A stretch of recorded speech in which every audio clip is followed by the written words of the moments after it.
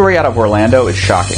This is 39-year-old Ellie Shea, a lieutenant with the Orange County Sheriff's Office. A mother of two, she was known for her infectious, bubbly personality, but 2 weeks ago, that all changed. That's when officers responded to a distressing call where they found Ellie with a gunshot wound to her head in her own home. She didn't survive. Initially, it appeared that she did it herself, but something didn't sit right with detectives.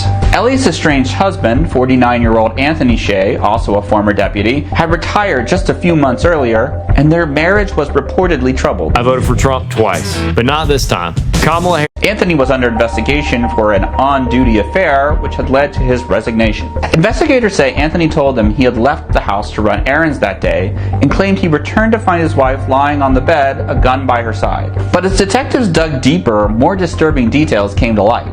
They discovered Anthony allegedly tried to stage the scene, even going so far as to send messages from her phone to his own, trying to build an alibi. Text messages, surveillance footage, and an audio file ultimately led authorities to believe that Anthony's story wasn't adding up. Detectives now believe he planned Ellie's death and orchestrated the cover-up. This case is just one more case in what one advocacy group describes as a silent epidemic of femicide in our country. In 2018, 68% of all female murders in the United States were committed at the hands of husbands, boyfriends, or exes. It's a sad result of the patriarchy, the toxic and pervasive worldview that women should be dominated by men politically, economically, and socially. Until we root out this evil and teach young men that women are not objects to be owned and dominated, expect more tragic cases like this to keep happening. My condolences goes out to her family just because this tender dick ex-police officer, man. Oh, man. It's like every day you hear about a woman losing their life over a tender dick. You know what I'm saying? And these tender dick dudes, it's like they tell me I want to be with them, they divorce them, do things the right way. And it seems like this type of nonsense seems to follow them when they trying to do the right thing, trying to do things the right way. And it's just like, man, I cannot believe how this shit played out, you know. And some of us still grieving and will always be grieving when we lose somebody to the hands of another person. Definitely this type shit. Because it's just dumb. I don't understand why there's so many people in this world that you can go see that's compatible with you. There's women that like dudes that's controlling. There's women out here that like crazy motherfuckers like that. No, I'm not saying the killing type, but the controlling type, because he seemed like he was a controlling type. And I know a lot of folks going through it mentally, and mental health is so real. It just, man. And then you try to make it look like she done killed herself.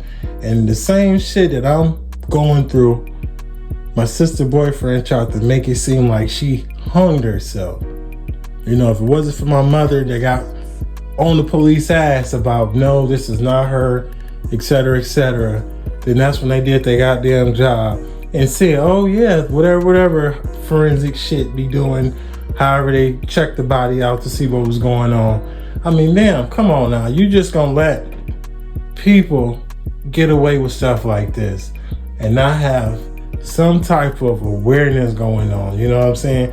This type of shit should be plastered everywhere, just like the presidential election, because people are losing their lives. Women are losing their lives left and right.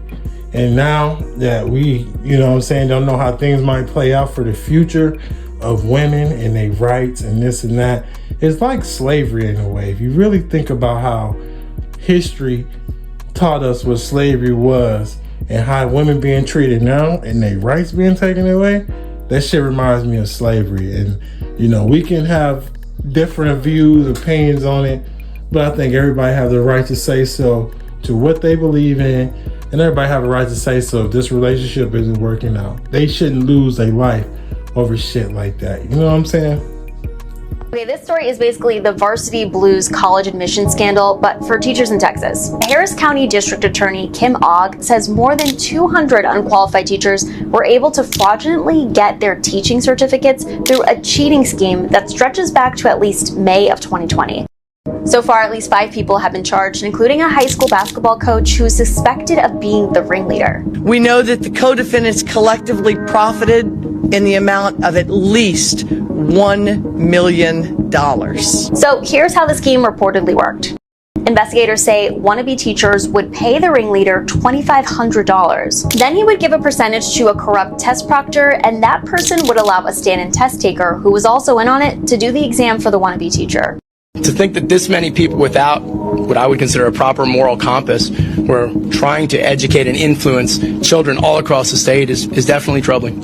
And even worse, at least 2 of the unqualified teachers have been identified as sexual predators that worked with minors.